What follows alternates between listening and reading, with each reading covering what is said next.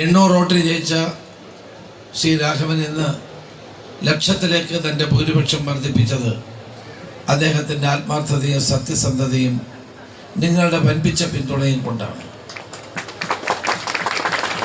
ഇപ്പോൾ ഇതാ നമുക്ക് കോൺഗ്രസിന് MLA-മാരുണ്ടായിരിക്കുന്നു. അതിൽ നോർത്തിലെ MLA ആയ ശ്രീ ജയന്ത് മത്സരിക്കുമ്പോൾ തന്നെ ഞാൻ ചോദിച്ചു ജയിക്കുമോ.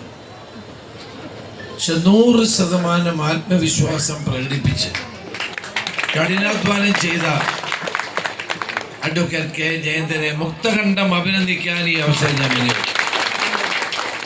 പല ആളുകളും എന്നോട് വ്യത്യസ്ത അഭിപ്രായം പറഞ്ഞപ്പോഴും അതെല്ലാം ഞാൻ ജയന്തിനോട് പറയുമ്പോൾ ജയന്ത് പറയുമായിരുന്നു, എനിക്ക് ഒരു വോട്ട് ഇവിടെ ഉണ്ട്, ആ വോട്ട് തീർച്ചയായും ലഭിക്കും. ഓരോ വ്യക്തികൾക്കും രാഷ്ട്രീയത്തിന് അതീതമായ ജനപിന്തുണയുള്ളത് കൊണ്ടാണ് ജയിക്കുന്നത്. രാഘവന്റെ കാര്യം ഞാനിവിടെ പറഞ്ഞു. 80 വയസ്സ് കഴിഞ്ഞ ആളിന് രാഘവേട്ടനാണ്. അതാണ് ജനങ്ങളുടെ ഹൃദയത്തിൽ ഒരു സ്ഥാനം ഒരു ജനപ്രതിനിധിക്ക് ലഭിക്കുന്നത്. ഒരു സംശയം എനിക്കില്ല, ജയന്തും അതുപോലെ ജനഹൃദയങ്ങളിൽ സ്ഥാനം പിടിച്ചെടുക്കുമെന്ന്. കാരണം സത്യസന്ധവും ആത്മാർത്ഥവുമായ ജനങ്ങളുടെ പ്രശ്നങ്ങളിൽ ഇടപെടാൻ അദ്ദേഹത്തിന് കഴിയുന്നു എന്നുള്ളതാണ്. ഒരിക്കലും നിയോജകമണ്ഡലം കിട്ടിയാൽ ആ നിയോജകമണ്ഡലം സംരക്ഷിക്കേണ്ടത് ആ MLA-യുടെ ചുമതലയാണ്. പാർട്ടി പ്രവർത്തകരുടെ UDF-ന്റെ കറകളഞ്ഞ പിന്തുണ അദ്ദേഹത്തിന് അതിനുവേണ്ടി ഉണ്ടാകണം.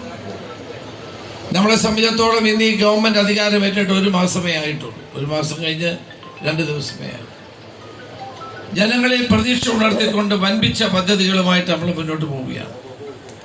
ഇന്നലെ മുഖ്യമന്ത്രി സതീശൻ അവതരിപ്പിച്ച ബഡ്ജറ്റ് വാസ്തവത്തിൽ സ്വപ്ന ബഡ്ജറ്റാണ്. മലബാറിന് വലിയ സാധ്യതകൾ എഴുതി ചേർത്ത ഒരു ബഡ്ജറ്റാണ്.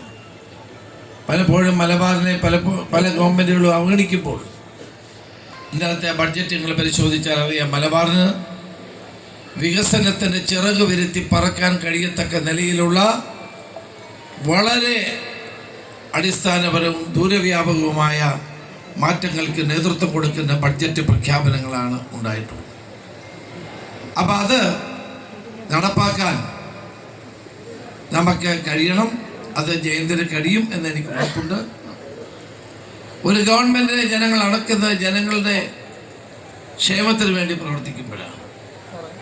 വലിയ സാമ്പത്തിക ബുദ്ധിമുട്ടുണ്ടായിട്ടും നമ്മൾ പറഞ്ഞ രാഹുൽ ഗാന്ധി പ്രഖ്യാപിച്ച കോഴിക്കോട് കടപ്പുറത്ത് പ്രഖ്യാപിച്ച 5 ഗ്യാരണ്ടികൾ, ഇന്ദിരാ ഗ്യാരണ്ടികൾ, ആ ഗ്യാരണ്ടികൾ 3 നമ്മൾ നടപ്പാക്കി.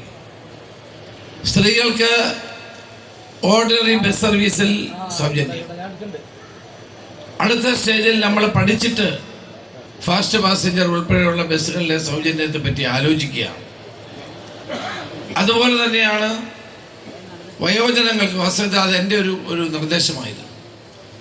ജപ്പാനിൽ സിൽവർ എക്കോണമി ഏറ്റവും ഫലപ്രദമായ സിൽവർ എക്കോണമി 60 വയസ്സ് കഴിഞ്ഞ ആളുകളുടെ സംരക്ഷണമാണ്.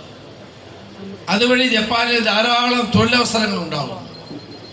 ജപ്പാനിൽ വലിയ തോതിലുള്ള ജനങ്ങൾക്ക് പ്രയോജനം ഉണ്ടാകുന്നു. കേരളം ആയുർദൈർഘ്യത്തിൻ്റെ കാര്യത്തിൽ മുൻപന്തിയിലാണ്. 60 വയസ്സ് കഴിഞ്ഞ ആളുകളുടെ സംരക്ഷണം ഇവിടെ ഗവൺമെൻറ് ഏറ്റെടുക്കുകയാണ്.